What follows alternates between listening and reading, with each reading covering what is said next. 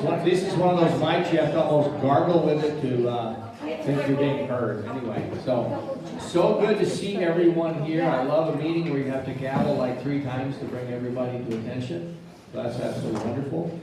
So glad you're here. Just a couple things. The schedule is on the website if you need to look at it. We'll probably try to print out some more schedules so that people have them as well available. We're pleased this morning and this evening to have Mr. Clement with us. And I just want to say, I think there's a total of 9 different presentations. The morning will be here at 10, and then the evening one will be at 6:15 after Mass. And we have added on Wednesday another Mass, an English Mass at 5:30, and the Spanish Mass will move over to New Church for 7 p.m. on Wednesday. So we'll have that.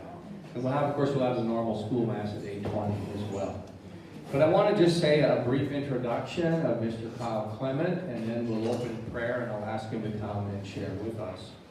Mr. Clement is a case facilitator, administrator for the Societas Matris Dolorosissima, or the Society of the Most Sorrowful Mother. He has worked with exorcists and support personnel for the last 20 years.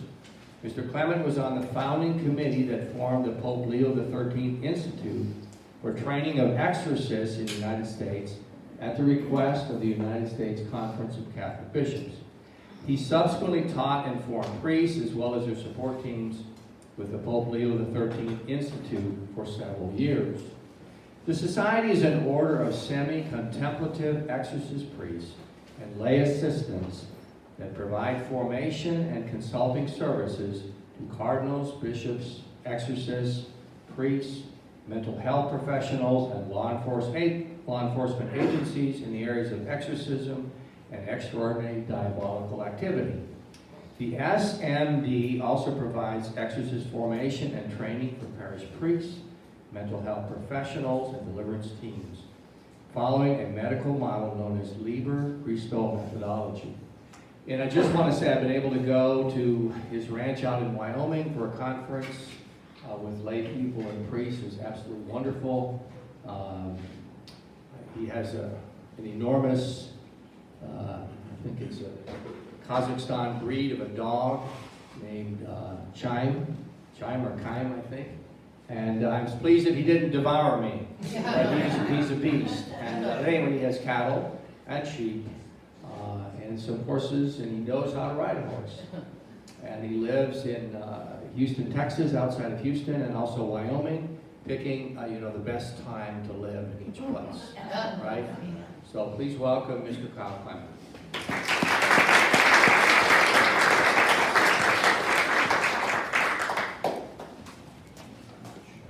Thank you, Father. Thank you. Is this going to work? Is this going to work? Yes. Raise your hand if you can't hear me. It'll take a minute. You'll get it. So a couple of things with regard to the dog that he mentioned. His name is Chime. And so you might think, what is Chime? Well, his father's name is Bellator, which is Latin for warrior.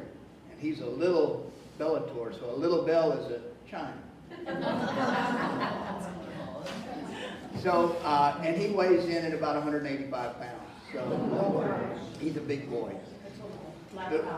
The reason that I kind of start with that is a lot of what we do in my work, what I'm tasked with Father Ripperger at this point, is training and formation of priests, of laity, of others. And so these parish missions are analogous to preventative medicine, if you will. And so if you view the exorcist as a specialist, heart specialist, brain surgeon, that kind of thing, then a big part of what we do is teach general practitioners, which are priests, parish priests, in this particular area. And then it's important to also do education for general public with regard to the basics of spiritual warfare. You're involved in spiritual warfare whether you know it or not. Just like you're involved in nutrition whether you know it or not. And many of us would like not to be involved in nutrition. So the point being is that's kind of the underpinning or foundation of this week's talks is preventative medicine, how to live a Catholic life, because it's easier to prevent a malady than it is to address a malady, no matter whether it's medical, spiritual, psychological, etc. So with that premise, I'll go ahead and launch off into Catholic identity. And I bring up Chime for an important point. Chime is a product of breeding, heredity, all of these things, and then he represents, in many ways, all of those dogs who came before that were trained for a specific purpose. How many of you are familiar with a certain type or a line or a species of domesticated animal? All of us are. And so a good example is that at this day and age, by now, because of artificial selection, these dog breeds within a single species are very, very specialized. And so you've got a tremendous amount of specialization, but you've still got universal principles which apply. I'll give you a classic example, 2 examples. I like both of these. And so when drug dogs were first introduced into schools, this was several years ago, my son had gone to school, and this was a very small country school, and so there was a dog that went from sheriff's department to sheriff's department, and this was brand new. How many of you know what I'm talking about? Okay, good. And so what happens is they called my son into the principal's office. And everybody in school knew that the drug dog was on campus. There was a lot of buzz. And so they called him into the principal's office. And this is not good. You know, there's only 2 dots here. You can connect them. And so he goes into the principal's office, and the dog officer, the dog handler said, I want to know what is on your jacket. What's in your jacket? And Ron thought my son thought he was in trouble, and the officer assured him, no. But I haven't ever seen my dog react this way. He's not reacting as if it's drugs, but I want to know what this is so that I will know. Well, we had been castrating lambs, and that's what was on, that was the smell that was on his jacket. It wasn't blood, it was just the lambs themselves, because he had been holding them clasped to him. And so that's one example.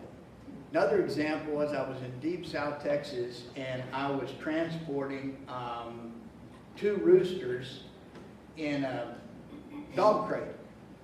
And so if you've ever been down close to the border, you go through checkpoints that are 40 to 50 miles off the border. Anybody familiar with what I'm talking about? So you go up and you stop, and there's a dog there. And so I stopped, and they walked the dog around your vehicle. And so I've got these 2 roosters in the back, in a dog kennel in the back of my pickup.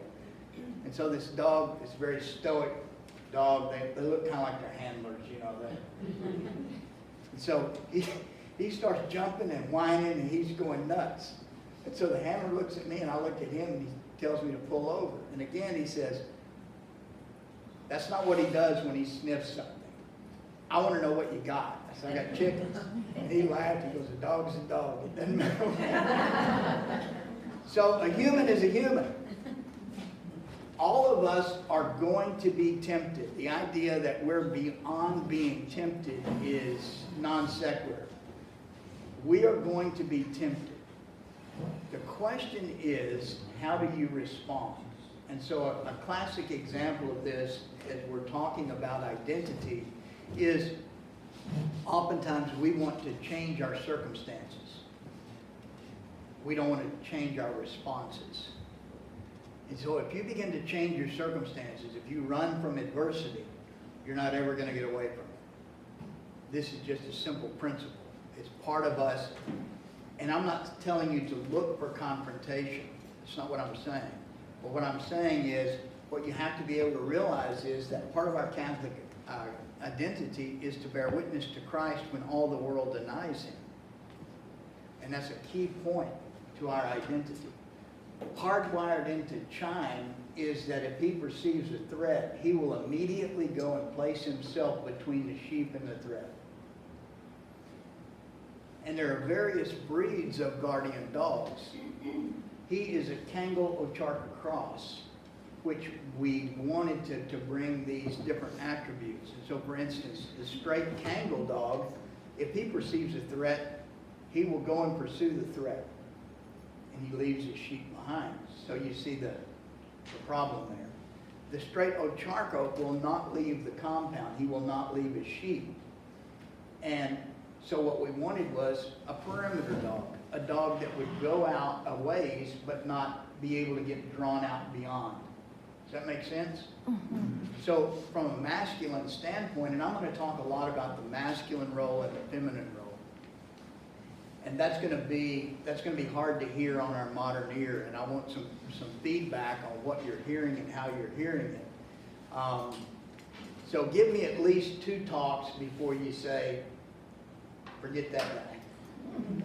Give me at least 2 talks, because a lot of these concepts are going to have to sit with us.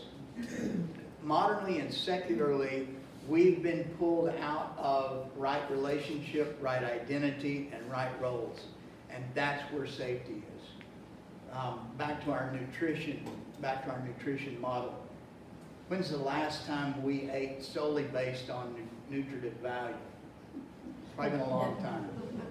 So what we eat mainly is we're pursuing the sensual, the pleasure aspect. How does it feel in my mouth? How does it taste in my mouth? How does it look to my eye? How does it smell? So it's got to pass a multi-sensory test. It's got to pass a multi-sensory test, and we've got to determine that it's pleasing to us, and then we might look at the label. If we reverse that and eat solely for nutrition, your diet's going to look totally different. And so somewhere in between there is what's sustainable. And it's the same with regard to spirituality. It's the same with regard to human existence. So the first and primary principle of Catholic identity is it's not about what you do, it's about who you are. It's not about what you do, it's about who you are. So how many in here are parents? Great. And so you went out and interviewed prospective children, right?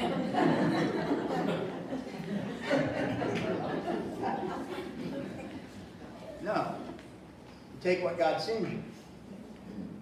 And I think that that's a good place to start, is to realize that from a providence standpoint, we have to be always aware of providence. What I'm about to say, just let it go all the way, just listen, and we'll go all the way through. I'll stop at the top of the hour, and then we'll have discussion and questions if you'd like.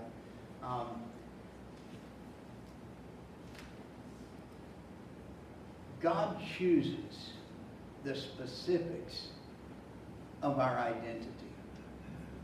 God who does nothing random.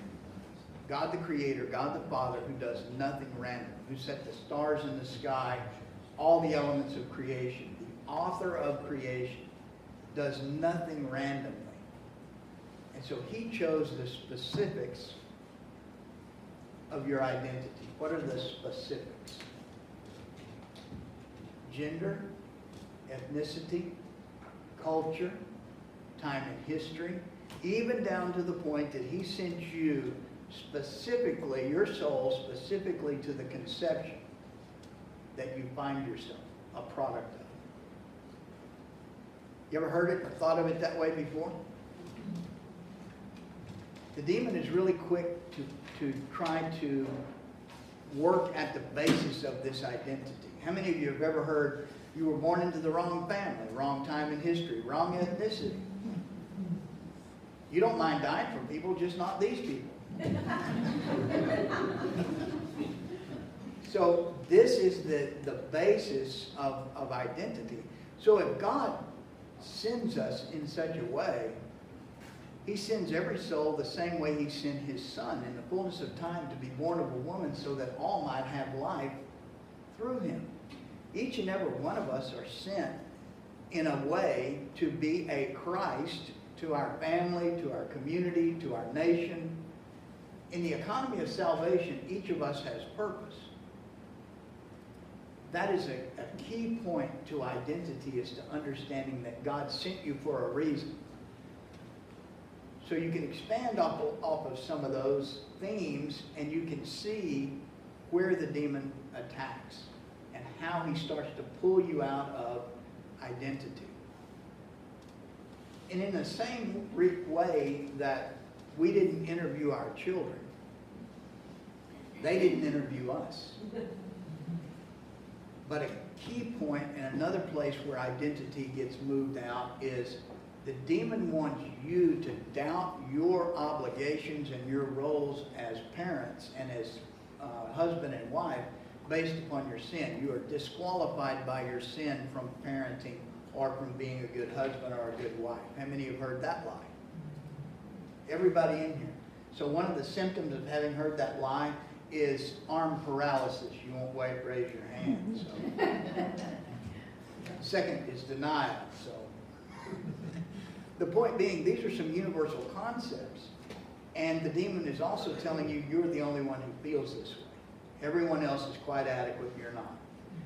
And so when you start to expose what's happening, is you realize that the demon is a propagandist. He is a gaslighter. He is rewriting history. He's rewriting your history. And if you can, to the extent you buy into that, you forget who you are based upon what you did or didn't do. And so what you do and who you are two very, very different things. So that's a key concept on identity, and God chose. I was interviewed in a radio show the other day, and they asked, what about gender dysphoria? I said, well, you can clear it up very quickly. Just go to your birth certificate. It is a wealth of information. Someone with a medical degree who knew more than you looked at you and had seen lots more naked bodies than you, and they said, that's a boy or that's a girl. And he was born at 902. Let's see, where are we? Aiken, South Carolina. So it's a wealth of information. But we don't want to yield to those truths. And to the extent he can pull you out of that, now he begins to affect your intellect. So our relationship to God is in the, as St. Thomas would say, is in the upper faculties, the intellect and in the will. It is in our intellect and our will that we know these absolute truths. And then the obligation is to conform the lower faculties, emotion, memory, desires, instinct, to conform the lower faculties to the upper faculties. Then we are sane. St. Thomas says that if these faculties are inverted or out of order, we are de facto insane because we're not operating as we are supposed to, as we are designed. If I use the term off-label use, do you know what I mean? Okay, so off-label use means a use for which the thing was not designed. Good old Baltimore Catechism, dust it off. What's our purpose? To know Him, love, and serve. Excellent. Know, love, and serve God. It's amazing. The Baltimore Catechism will get you out of all kinds of scrapes. And so it's the equivalent of name, rank, and serial number. If you're captured by the enemy, your name, rank, and serial number is Baltimore Catechism number 1. And that's all you have to say. And say it often. And so that it internalizes and you realize that know, love, and serve, there is what St. Thomas says, a sequence there. There's a primacy. There's a ranking. There's an understanding that to know Him precedes loving Him, precedes serving Him, and then we get an overlay of faith, hope, and charity, Father, Son, Holy Ghost, thought, word, deed. And so when you hear that we should know Him, love Him, serve Him, modernly, how does that strike your modern ear? How many of you want to put love in front of know? A lot of us. And that's our problem. So this is a surface or a superficial attraction, infatuation. And if we go there first, what ends up happening is we love ourselves loving God. We're not loving God for God. We're loving ourselves loving God. And it may seem like that's a small technicality, but it's not. Look at the number of failed marriages where the spouses loved themselves loving the other one. Or they had the idea of they loved the idea of being married to this particular person. And so this is a very important concept of identity, is love for the sake of love. Now modernly there are a lot of marriages that fail. Let's go back to that because it's hard to hear with our modern ear. A lot of marriages fail because they're resume marriages. They're not entering because of what they have to bring to the marriage, but what they want to get out of the marriage. Does that sound familiar? Priesthoods failing for the same reason. Religious lives failing for the same reason. It's not about what does the individual bring, it's what do they get out. Because one of the first questions is, I want to seek my happiness. And so if you're entering into vocation for this to bring you happiness, that's a faulty premise. That's a faulty desire. If you're entering the vocation because you're wanting to give your life to God through the vocation and are willing to sacrifice yourself for the vocation, now we've got a proper motivation. How hard is that to hear in our modern ear? Part of it traces back to our relationship with God, and part of identity is knowing who God is so that we can know who we are. If you don't know who God is, you're not going to know who you are. Very simply. If you don't know the Creator, how can you know the creature? Because you will not come to knowledge of the Creator through knowledge of the creature. Because it's a diminution, it's a less than. The creature can lead you to the Creator. But, well, let's give a couple of concepts here. So to focus on the Creator, this is ad orientem. To focus on the creature is ad hominem or ad populum. And many of you have heard that term with regard to the Mass. Precisely. So what is the focal point of the Mass? What is the focal point of your life? What is the focal point of your existence? And if it's not God, then it is something else. And to the degree it's something else, this is what makes you vulnerable to the adversary. This is what makes you vulnerable to the world. This is what makes you vulnerable to the flesh. So we fall in three ways. The flesh, the world, and the devil. The devil is tertiary. He's the third component. Oftentimes we want to go to this third component and employ what we call Flip Wilson theology. You know that? The devil made me do it. And so the whole point is that we are sovereign in our intellect and in our will. The demon cannot possess intellect and will. He can possess flesh. So this is another understanding of our identity. How many of you have heard or described we are a body-soul composite?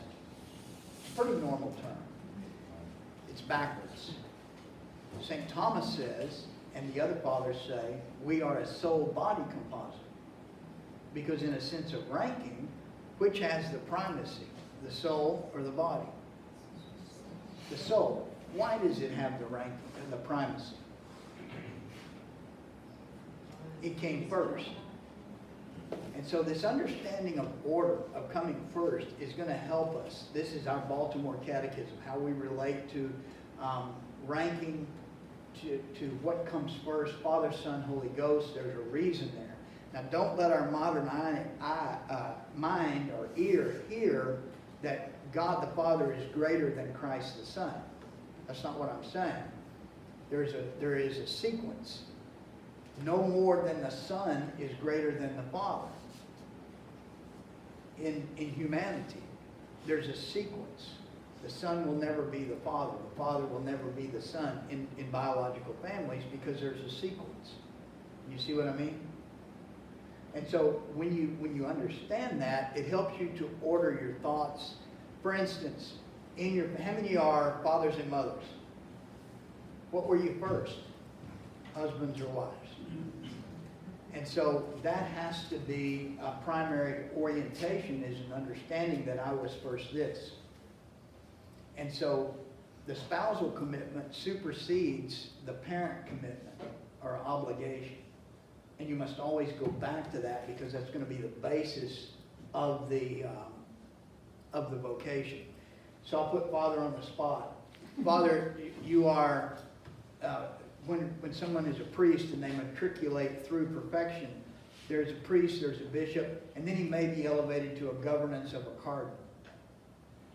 Still, what is his primary ontological configuration to God is priest. You see how it works? So because he's a cardinal, he doesn't stop being a priest, nor is he a cardinal first. So this is that understanding of primacy and of ordering and of who we are. So when we begin to distort our self-image based upon who we want to be, you've got to make sure that that desire, who you want to be, is number one, consistent with who you are.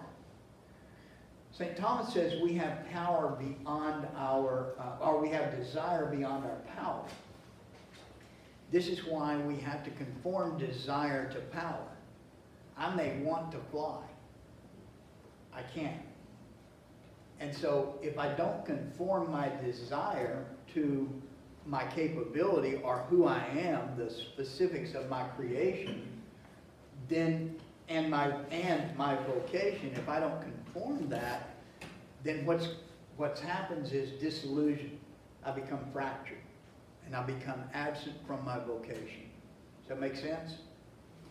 So we're configured to God through vocation. So first of all is to understand who we are. Are we capable of vocation? Are we capable of entering vocation?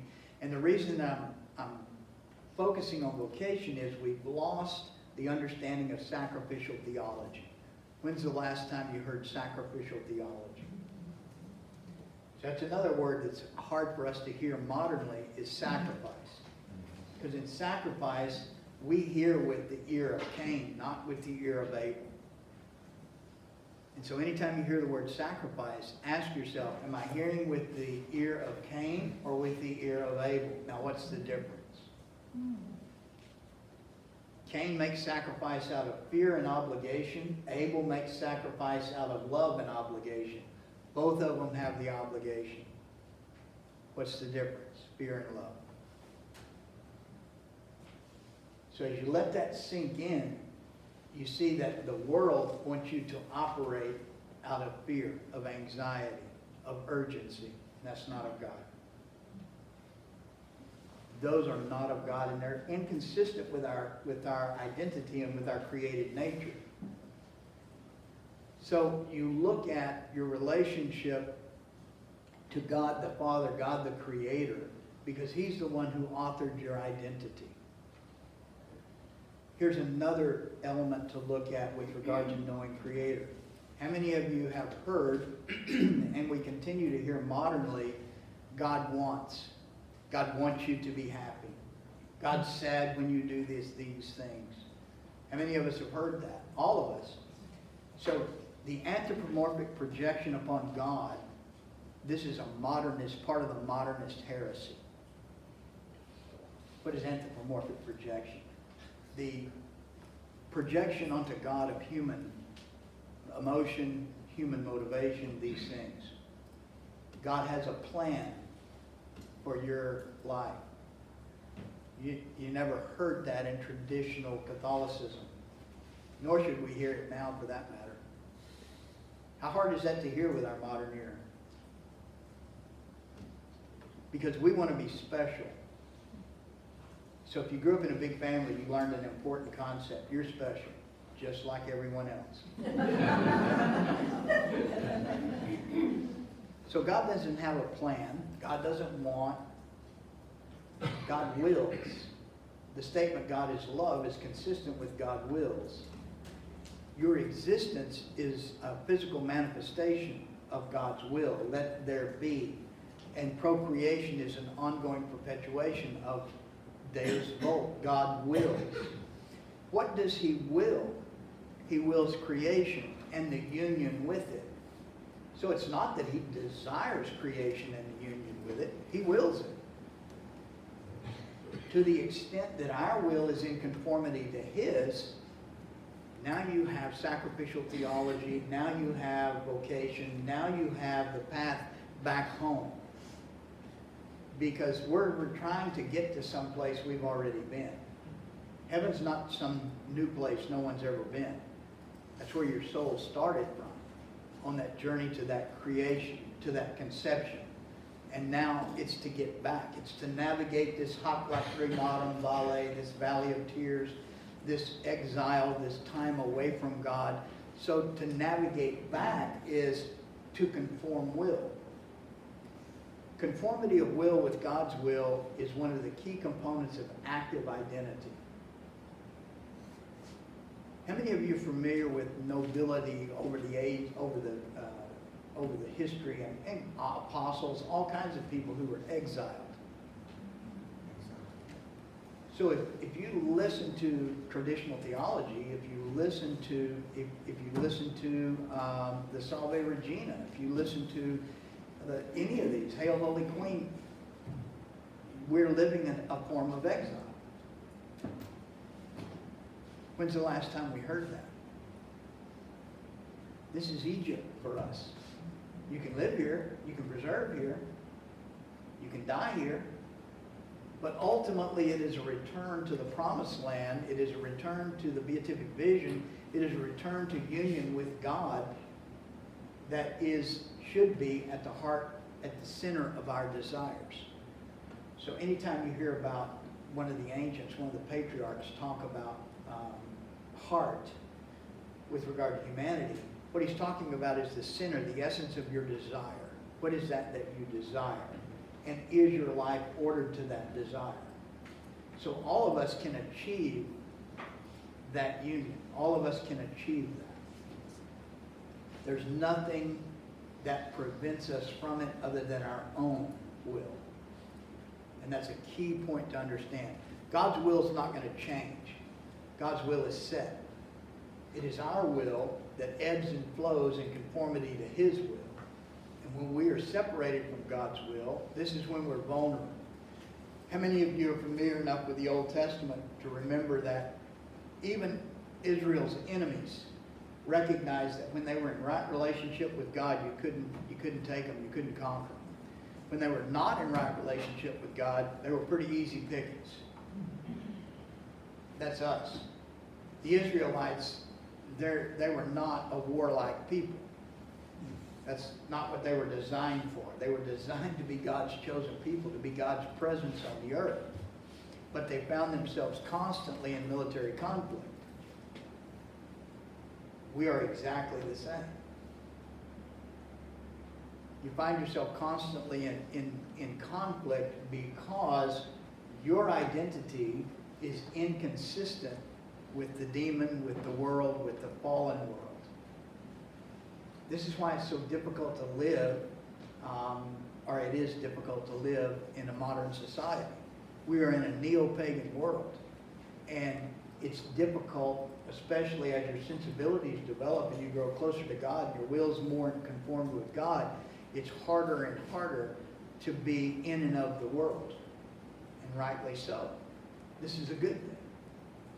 We are the conscience, we are the conscience of the culture. We are counterculture by our very identity. So here's another element of identity that we often don't think about, is Catholicism is what Judaism looks like if you believe that Jesus was the Messiah. Let me say it again. Catholicism is what Judaism looks like if you believe that Jesus was the Messiah. What were the Jews? What was their purpose? When God chose them, their purpose was to be God's chosen people, to demonstrate to the rest of the world what relationship with God looked like, what rightly ordered creatures in conformity with their will to God's will, what that looked like as a family, as a society, community, as a society. That's still our charge. That is still our charge. And so what militates against that, again, are the three factors: ourselves, the flesh, the world, how the world sees us, and our desire to be worldly. And then the third element is the demon, who's going to work on those first two. He's only going to work on what he's given. So part of the attack on identity at the very base level is that God somehow made a mistake. Because if you believe that you were not, that this is not the right ethnicity, the right gender, the right whatever, then who made that mistake? God. That's what the demon wants for you to have in your mind. And if you are unhappy, who's at fault? God. And so the little mantra is you have to change your circumstances, not your response. Holiness is found in changing your response. It's recognizing that you may be in a place that you don't need to be, that you shouldn't be. And for that you should get yourself out of it. But if you are there providentially, then you've got to change your responses, not your circumstances. Does that make sense? Hard to hear. Now let's punctuate a little bit on elements of identity. This one's really hard to hear. Men and women are not created equal. How many of you are coming to realize that? Thanks be to God.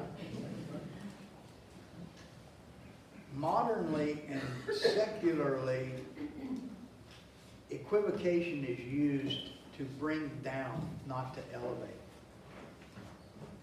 Men and women are not created equal. They are created uniquely for specific purposes. What makes a symphony work? Everybody plays their instrument to the perfection of their ability, to the best of their ability. The idea of equivocation makes us all fiddle players, all fighting to play the first position. That's not what makes a symphony. That's not what makes harmony. That's not what aids in the economy of salvation. The other thing that we all want to do is we all want to be playing the same time all the time. If you're playing that timpani part that only has 4 strokes in the whole symphony, they're not going to notice if you're playing all the time. They're going to notice if you aren't playing when you're supposed to be. And so that's one of the things that equivocation does, is it gets you focused on everybody else to the exclusion of yourself. And that's an important concept. It works its way into the way we confess. When we confess the sins of others to the exclusion of our own, it makes us blind to our own defects. It makes us blind to pursuing perfection on our own.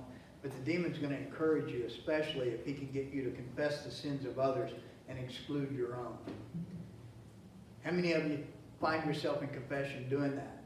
I do all the time. Confess the sins of others.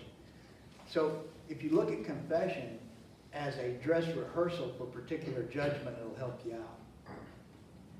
Particular judgment, that's when you're dead and you're looking into the eyes of the Sacred Heart and you have to defend everything you did or didn't do, and you do not have the power of subpoena. There's nobody but you and the Sacred Heart. And his questions are simple, they're rhetorical. He knows, he wants you to know. What did you do and what did you fail to do? One of our first failures is to fully embrace our identity. A variation on that theme of confessing the sins of others to the exclusion of our own is to, in our mind, the demon wants to point out to you all the defects of others. All the places they're falling short. And if he can get you to be critical of others, then we lose the ability to look at ourselves. And that's a key point. This particular website, www.montecristo.net, there's a lot of resources there. There's book studies. There's various things. One of the things I'd really like for you to check out this week is Reclamation Theology. Reclamation Theology is a morning podcast that is about 10 to 15 minutes every morning. There is a $10 a month subscription, but what that does is lets us pay for the platform, because a lot of priests and seminarians are getting it free of charge. So, but I encourage you to look at that and think about that. We've lost so much. It's not an argument for the Latin Mass. It's not an argument for any of those things. What it is just simply, we've lost so many domestic church practices. We've lost so many things within our faith that are in the old calendar that were part of what we used to do. And so a good example is for 100 Catholic trivia points, how many of you know what tomorrow is with regard to the Blessed Mother? So in the old calendar, it is the espousals of Joseph and Mary. And so this is something that's been gone since before 1955. But it was something that was very much part of your great-grandparents and your grandparents' life, is these, almost every week there's something along these lines, beyond the saints. The saints themselves are very important. I'm not taking anything away from them. But our spirituality was something that we came in contact with very, very often. The relationship between Mary and Joseph, the Holy Family, those are things that are constantly brought to mind in the old calendar, in the old disposition, our faith disposition. But as we become more and more modern, those things are falling away. So Reclamation theology just gives you an insight into that. There's a lot of retreats, there's a lot of book studies, various things that if anything you're hearing this week sparks interest, there's a lot of free stuff on that website too. Talks, Father Ripperger's got some talks there that aren't found anywhere else. Dan Snyder, myself, Jesse Romero, there's some talks there that are topic specific. And it's a good, really good source to get that stuff out. Stuff to think about. I will point out that you may think, well, you know, I'm being called to that, but that's a little bit radical. It is Monday morning in Aiken, South Carolina. The sun's shining, and you're in a hall listening to a guy with a bad haircut talk to you about spiritual warfare. You are fanatics. And there are members of your family who will back me up on that. So listen to that call, listen to what's happening interiorly, and what this will do is give you some perspectives, it'll give you some insights, it'll give you some ideas. So let's go back to the part of men and women not being equal, and the understanding of ranking. You can bring into the idea of ranking a concept called salutation. You're seeing what you're seeing. This part of the world is much more genteel, and you figured that out if you travel very much. This part of the world is much more genteel than other parts of the world and of the country. But how many of you notice that in airports, people no longer know how to walk? In grade school, we were taught that you walk on the right side of the corridor. We were taught that you don't pass in the right lane. How many of you, that just really kind of bugs you? Everybody's driving like it's a video game. There's no understanding of community. So this understanding of self has to move into understanding of community. And it's for this purpose, is that community can't be separate from individual, can't be separate from house with regard to how we see ourselves. And so as we watch virtue erode out of society, and as virtuous behavior declines, vicious behavior takes its place. So things are either virtuous or vicious. And if you use the term vicious, it helps you, because nobody wants to be called vicious. We can put up with inconsiderate, but we can't put up with vicious. We can put up with there's a lack of decorum. We can't put up with vicious, self-centered. But when we call things what they are within ourselves, and if we see it in others, then that's immediately an opportunity to look for it in ourselves. The concept of the loss of decorum is a daughter virtue of temperance, and it's under modesty. So there are, of the virtues, and the reason I'm bringing up virtues, the 3 theological virtues, the 4 cardinal virtues, and the 4 cardinal virtues have 64 daughter virtues. This understanding and study gives you a real specificity with regard to where we are in the world and knowing ourselves.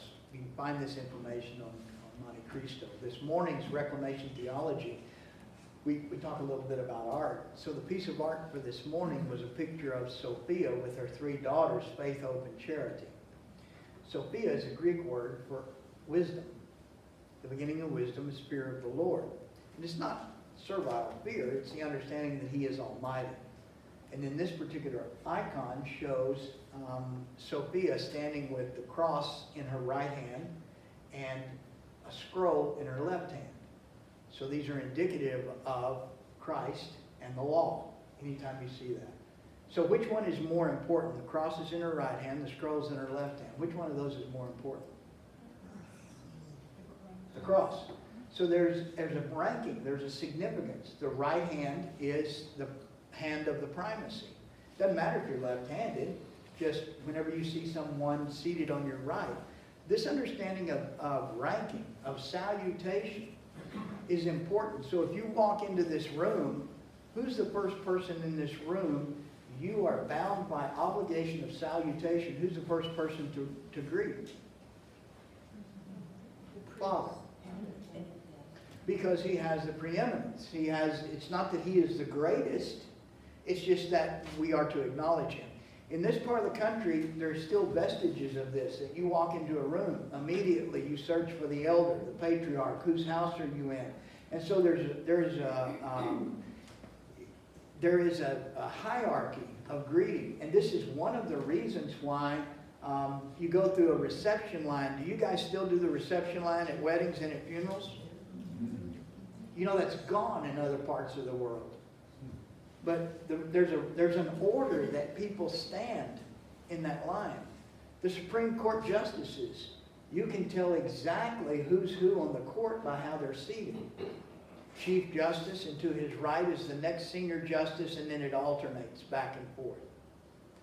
So in that particular icon, Sophia stands, and in front of her is Faith, and to her right is Hope, and to her left is Charity.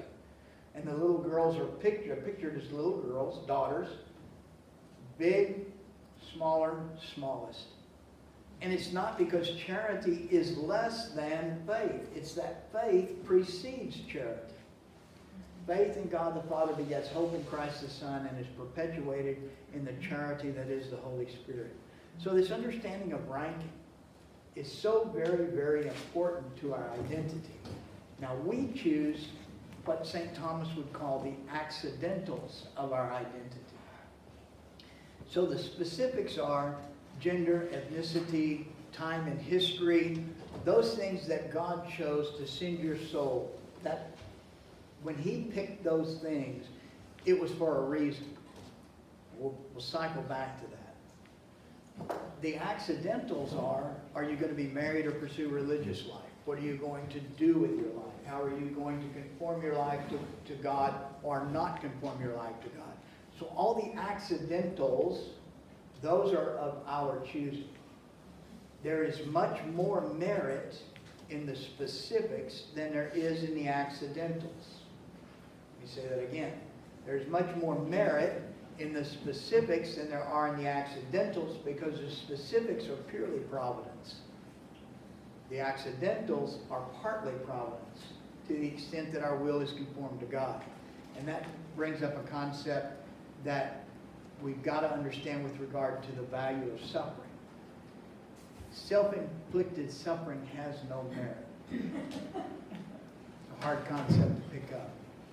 Self-inflicted suffering has no merit. So we have to think about that. Is what I'm experiencing self-inflicted? To what extent is it self-inflicted? To what extent have I turned it toward providence? Have I given this to God? But a lot of times we'll find ourselves in an untenable situation that's purely our own making. Or maybe I'm the only one. The point is, there's no easy way out. You got to go back out the same hole you came in. And that's hard. That's really hard. So, as you think about these things, and as these concepts come forward, what I want to end identity with and punctuate the specifics is, we all had different parents. We all had different lives. What the demon wants to do is, no matter what your situation is to look at someone else as better than you. They had a better life. They had a better set of circumstances. Therefore, God loves them more than you. If you haven't heard that lie, you haven't been paying attention. And he tells that to everyone. Doesn't matter the economic strata. It doesn't matter what it is. The point being is that he chose that conception. He created each and every one of us. He created us for a purpose, to aid in the economy of salvation. And there are many weak and tepid souls like me who got the exemplary father. The tougher souls got an abusive father, an abandonment father that abandoned them, whatever it may be. But either way, the ideal is accentuated. For me, it was modeled. For someone else, when it's absent, that points to the need for it. And they're tough enough to see, I'm going to be better, they say. I will be the exemplary father. How many of you know the father or mother who had a horrible childhood who are exemplary fathers and mothers? Where does that come from? Because what the secular psychiatrists and therapists would tell you is you can't give what you don't have, and we probably said that ourselves. Fess up. That's a mantra for mediocrity. You can't give what you don't have. If you ascribe to that, there would be no love left. Just think about it. Apply the law of diminishing returns to that statement. If you can't give what you don't have, there would be no love at all anywhere. Because over the ages, we would have lost it all. Verdad? So we know this is not a functional argument or observation. So where does that come from? The idea that someone can go through horrific abuse, absent father, mother, whatever it may be, and then become an exemplary spouse and parent. Where does that come from? There's only one place. God. And so the idea that we can't give what we don't have, that is precisely what God's calling you to do. That is precisely what he's calling you to do. Is to realize this is what I don't have. This is what I didn't get. Therefore, this is what I will give. This is what I will have. This is that pursuit of perfection. This is what's given to all of us. And if you see it as a gift, not as an adversity, then you begin to open yourself to grace. Now you're open to God's will, which is union.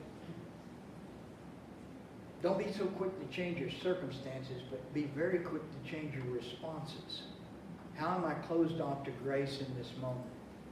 How can I use this for an opportunity to grow in virtue? So one of the things I'd like for us to do this week is when we talk about spiritual engagement, we often use the term, I'm under spiritual attack. How about I'm under spiritual opportunity? Because each and every one of these opportunities is providential, and God is allowing to the extent that you may be perfected. You won't be overwhelmed if you call upon God. If you don't, you may well be overwhelmed. But oftentimes we try to fight through it ourselves, or we try to go through it ourselves. This is precisely what Paul is saying when he says, "Where I am weak, you are strong. Make up what is lacking in me." God can perfect your imperfect action. What he cannot do is supply action where there is none. At the loaves and fishes, at the multiplication of the loaves and fishes, Christ could have created ex nihilo, out of nothing, to feed them. The leftovers are more than he started with, but he starts with a sacrifice. He starts with what is given by the boy. So give your greasy little sack with your little loaves and fishes and give all of it, and know that it's not that feeds the multitude. It's what Christ does with it that feeds the multitude, that allows us to discharge vocations, that we are prince and princesses. Our Father will not abandon us in this exile, will not abandon us in this place, but you have to call to him. He's going to let you do it on your own if you want to. If you want to bow up and say, "I got this," he's going to say, "Let me know how that works out for you." Get as far as you can get. But as soon as you call, he is there. Now, he may not come with the cavalry that you requested, but whatever he sends, that's sufficient. So there ends the conference, the presentation portion, and we'll go to question, and I'll attempt to answer. Or discussions, or if you want more on a specific point. We'll do that for about 30 minutes. Questions? Somebody want to run the microphone? Well, I'll ask the question. Okay. I was asked this question already. That way it's preserved. Mary, stand close. Thank you. Your talks in the evening and all week, are they all good for teens? I think they're appropriate. Hopefully they're good. Okay. Okay, all right. Okay, also, since you don't have a question yet, you'll come up with one. Thank you for all being here. Praise God, what a great group. I think we should give them a hand for coming. Okay. Especially because you might have noticed the time was wrong in the bulletin. Who noticed that? Okay, thank you for finding the right time. There's a schedule back there on the table for you to take a picture of, so you have the time and the name of the cut in your hand. That's matter. And that was all I had to say. Okay, questions. Come on, we gotta get a question. Yay! Oh, let me bring this over there. I have a comment or an observation that you mentioned about don't look for trouble. But I agree with you. You don't have to look for it. It will come, it will find you. It will be dropped on your doorstep. And I liken that experience as distasteful as it can be. It's much like when you drive with your car. That window in front of you is really big. You can see a lot of things coming at you, but you need to be looking. But I find myself, I spend some extra time, more than I need to, looking in that little one right here, that rearview mirror. And that's instructional, that can be informative, but it's done. So if we look through our windshield and we look for those things that come to us and recognize the conflicts that they are, and sometimes we have difficult things that we need to say and do, but if we do them and we remember that, and we're told that the words will be given to you, well, they're not going to be given to you verbatim, but if you think back on your training and what you know and what is in your heart, you've been taught, you sort of got the cliff notes of it, and you can deal with these things. Sometimes our pastors have to give difficult homilies, for example. But those, once they're done, like a instructional opportunity with friends or colleagues, whether it's religion-based or not, when you pass that point, I mentioned this to Father, it's sort of like you feel almost like you do when you come out of confession. Not always good, of course, but still, if you really know you did the right thing, looking through that big window in the front, the difficult task that you've decided to undertake, once it's done, and done out of charity and hope, we hope, it's a good feeling, and it can be a nice thing to peek at in the rearview mirror. Just don't dwell on it. It's done, but it's nice to have behind you. So, as you said before, it will come. Conflict will come. What do you do with that opportunity? Watch for it. Embrace it the best you can. Hope for the best. Well said.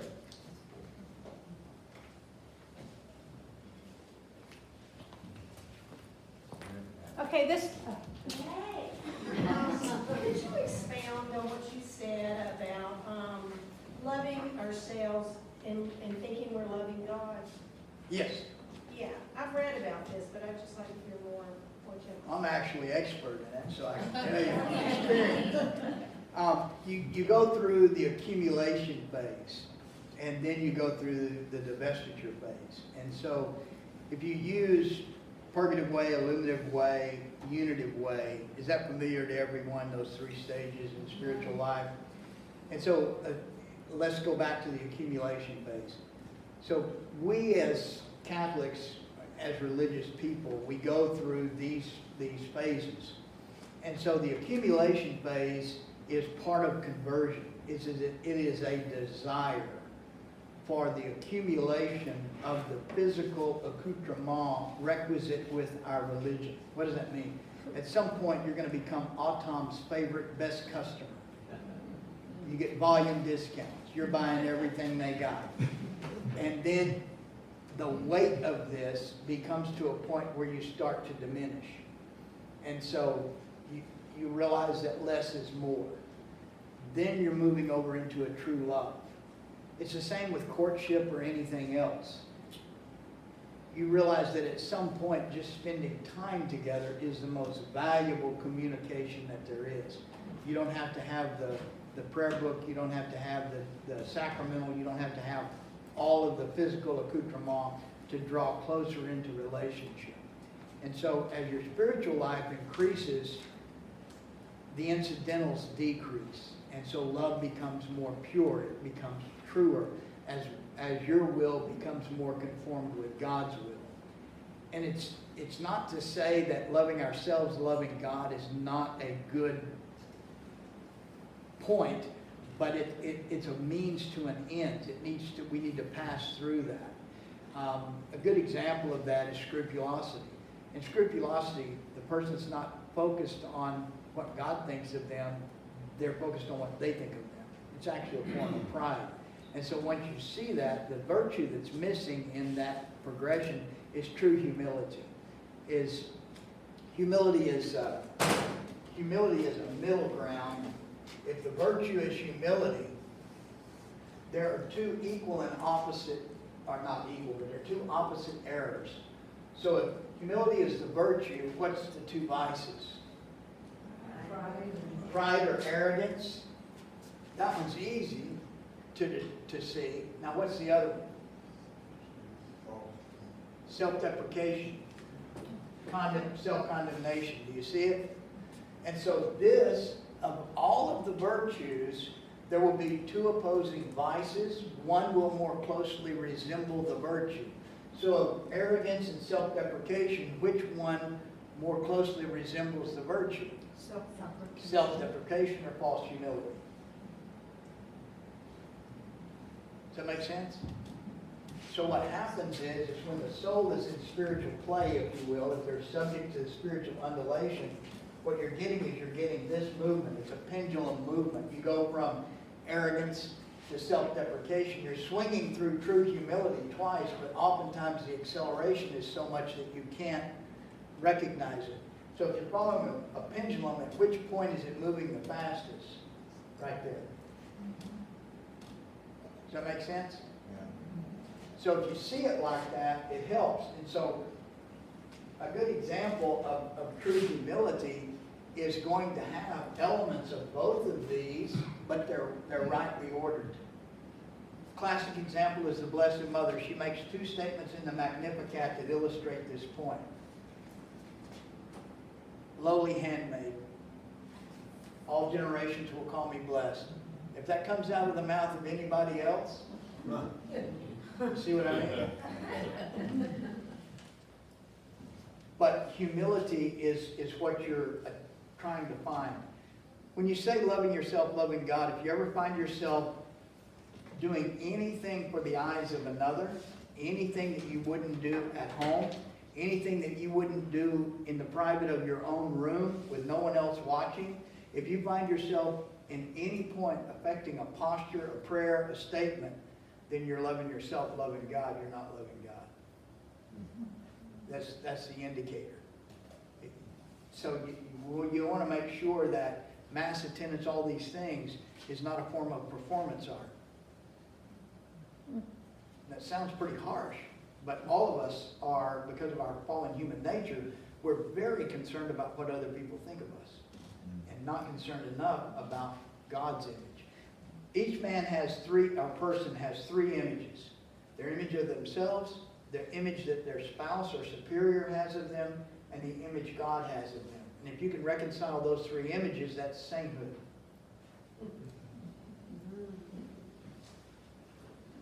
Say that again. Sainthood. That part, no. Oh. About the three. Okay, there's three images. Each person has three images. Number one is the image they have of themselves. Number two is the image their spouse or superior has of them. And number three is the image God has of them. And to reconcile those three images, that's sainthood. To see yourself as God sees you and as your superior, as your spouse sees you. Are you saying sainthood or sane, S-A-N-T?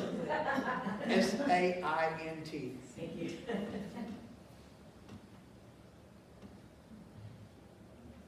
was that hierarchy in right order? That you gave those three things? No, but it's in order of functionality because we can't see beyond ourselves. So that's the first image you have to work on because that's going to be the biggest image. That's the one closest to us. So it's a matter of perception versus perspective. We'll go deeper into that. But that's an important thing for Catholics to cultivate is the difference between perception and perspective. Perception is how we see something. Perspective is the ability to objectively walk all the way around the thing.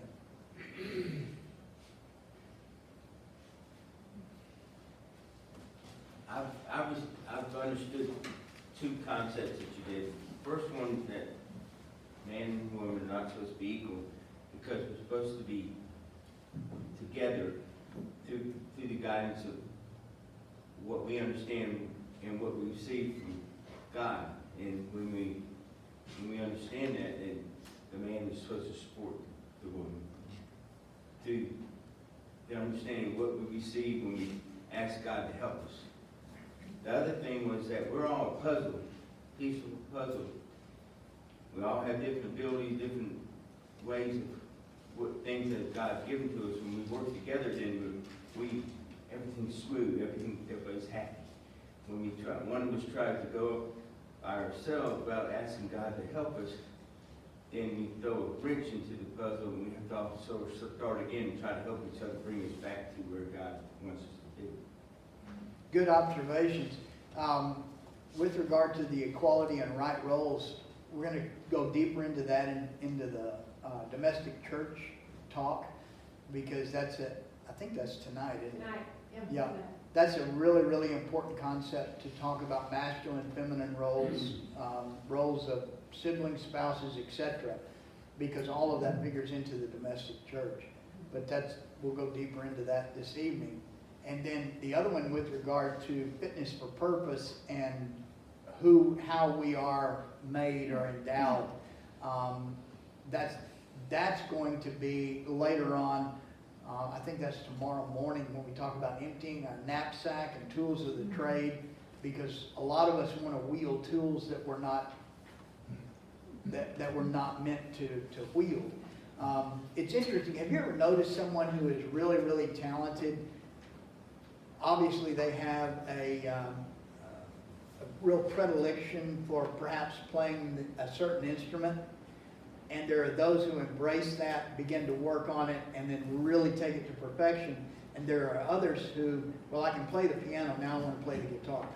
And so there's a rush of mediocrity on multiple instruments. You ever notice that? It's an interesting personality disposition that many people will say, because it comes easy to me, now I want to do something else, rather than stay in this particular. And I'm not saying one way is right or one way is wrong. The question is are we subject to what's called wanderlust, meaning never being happy where you are? On the triangle that you have on the board, so there's this pendulum swinging, and in my mind I'm thinking, okay, I want to stop that pendulum or slow it down so I can focus better. Is that prayer and confession, or? Yeah, so if you go and listen to those virtue talks, especially with regard to the 4 cardinal virtues in the daughters, once you recognize the daughters, you'll start to recognize opportunities. So if you pray for humility, what's going to be the response? Humiliation. How many of you prayed for patience and are smart enough to quit? So we're into the cardinal virtues, not the theological virtues. So those are not infused. You are given opportunities to perfect that virtue, to cultivate that virtue. And so that's another way is just simply put them up there and identify the deviancies. So if it's courage, courage is a daughter virtue of fortitude. What are the 2 errors of courage? What are the 2 vices? Foolhardy or reckless, and cowardice. So which one more closely resembles the virtue? Recklessness.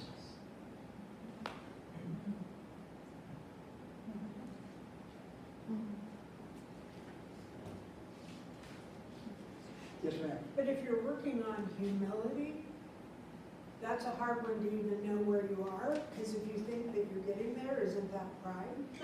Oh, yeah, you can be very proud of your humility. But if any of the virtues, simply ask your spouse, and they'll help you out. and if the spouse is unable to see any defect, ask a sibling. They'll be more than happy. We have multiple instruments of our purification. We just simply have to call them. Somebody on this side of the room. Somebody over here. Yes, ma'am. Could you explain a little bit about the accidentals and was it marriage? Yes. Because I don't understand, is it like referring to St. Thomas' philosophy about the substance and accidents or not really? So when St. Thomas talks about the accidentals, he's talking about the things which are beyond the specifics. So within our specificity of identity is our configuration to God. We're created in the image and likeness of God, to know, love, and serve Him. So to know calls us into service, and then the service has to do with vocation. So this is sacrificial theology. All of us are called to sacrificial theology. Then we have to discern how we are going to discharge the sacrificial theology, the beckoning that is within our heart, and that, St. Thomas says, is an accidental. The desire is a specific, the expression is an accidental. Does that make sense? Yes, yes. So we choose marriage or religious life. Now, St. Alphonsus Liguori, in an article called The State of the Religious Life, makes a very, very important point. And he says that discerning the right path, choosing the right vocation, is secondary to embarking upon the vocation. And he says that God, the blessing is in the commitment, not in the choice. And that's a really important concept. And so what does that mean? Is once you choose a path, go. To quote Yogi Berra, when you come to a fork in the road, take it. But don't look back. This is the problem, is what he's talking about is the commitment is never entertaining or looking back. I'm on this path. And so what we have a tendency to do is when things get tough, then we want to think about the path not taken. And so that's a function of our fallen nature. We chose the accidental. We chose the path. And God's calling you to Him either way. What we're supposed to do is listen to the voice of our superiors, the people who know us, who give us good counsel, and see what the resonance is there. Does that make sense? Fantastic, thank you. He also says a vocation delayed is a vocation denied. That's a really tough statement. Because modernly, especially if you have any millennials, they've raised discernment to an art form. Generally practiced on your couch.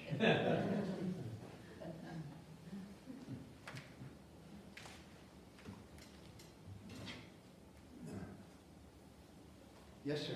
How did you get involved in exorcism? Do not ever, ever look at a priest and say, Father, whatever I can do to help you. That happened to me about 25 years ago. And so it was certainly nothing that I ever wanted. But the particular path was, I've always been, my family, my heritage is ranching. I've always been interested in predation, the action of predators upon flocks or individuals or ranches. And so, as a fruit of prayer, I began to share some things with a confessor. And he asked me, he said, would you pray with some people? I didn't know what that meant. I had never been, I didn't know what that meant. So my wife and I went to this particular family's home and we prayed the rosary with them, had supper with them one night. And I went back and told the priest what I intuited, what I thought. I've got no gift. It's not a gift. Simply the powers of observation. If you've ever tracked wildlife, if you know what I mean, I'll give you a classic example, local example. Anybody hunt foxes or know what that's like? So the beagles are for show. You pretty much know where the fox is going to go. Once you strike him, because true to his nature, he's going to follow certain paths. He's going to go certain ways. Elk do this, wolves do this. Each animal, according to his nature, will have certain pathways and behaviors. Once you learn those, then there's some universal concepts. For instance, the fox as well as the deer are going to hunt cover. That's universal to the same. The fox is going to go places because of his build. He's going to go places the deer can't go, through a culvert, through this, through that. The point is once you recognize these things that are unique to their nature, you don't have to see every single track. If you've ever hunted mountain lions especially, if you try to track the lion and go the path he goes, you will not catch him. What you have to do is see the track, look ahead, read the topography, and go to where he's going to be. The diabolical is much the same. And so when you start applying these principles, for instance, coyotes that prey on a sheep ranch, they're going to have the same paths they go in and out of. And so their ways of travel, that's where your vulnerabilities are. So you address the ways of travel. Anyway, I started to share these things, and he said, go and pray with these people. I did. I told him what I saw and observed. And then he said, will you come with me to pray with some people? He was an exorcist, and I didn't know it. And so I went with him. And then he asked if other exorcists, if I would entertain or talk on the telephone with other priests who were engaged in the same thing. And they began to call. One of those who called was Monsignor John Essep. Does anyone know that name? He is the exorcist emeritus of the United States. He's in his late 90s now. His great uncle, he's Lebanese, his great uncle was Charbel, Saint Charbel. Anyone know that name? Okay. Anyway, he began to call, and we began to talk, and another priest began to call. And so from that, I was invited to go and meet with some exorcists up in Chicago at Mundelein University.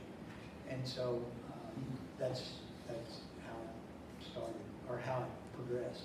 I met Father Ripperger. We began working together, and then I started working with him. I still work with other exorcists. A lot of what we do is consultation. And we developed a diagnostic protocol as well as some interventions and some other things, methodologies to work with that. So, does that answer? Yes, ma'am. So in the Bible, a lot of the people that we hear about while you're reading the stories is that they were possessed by demons or whatever, and Christ, got rid of them. So is it that it was just more prevalent then? Is it we just don't hear about it now? So there's still quite a bit of activity, but if you look at it from a percentage standpoint, Christ interacted with how many people during his public ministry, and then how many of them underwent exorcism. So it's a very small percentage. He fed 5,000, delivered no one. So, but you see what I mean. We tend to focus on certain things, but the exorcism counts are specific as to types of possession or affliction, how the demon is there, and what's universal is the expulsion in the name of Christ or in the presence of Christ. But each one of those gives you an insight into a different type of diabolical affliction.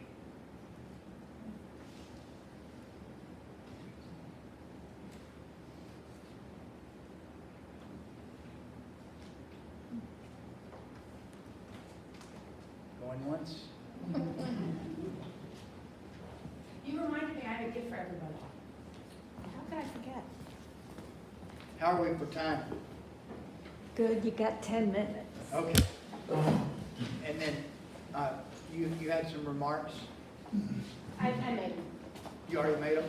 Okay. So I'm a big holy card person, so I've got a bunch of holy cards here. But praise God, we're a full house. So it may be that only a married couple gets one. So can somebody help distribute cards? Anybody over here want to help distribute cards? If I have enough for more than one couple, Everybody get it. Wait, you gave her a bunch. Oh. Make sure you only give one because. Oh, yeah, here, wait a minute. Okay. Oh, they're stuck together. I'm single. You're single. So, Father, would you like to make a couple of remarks? Keep rolling.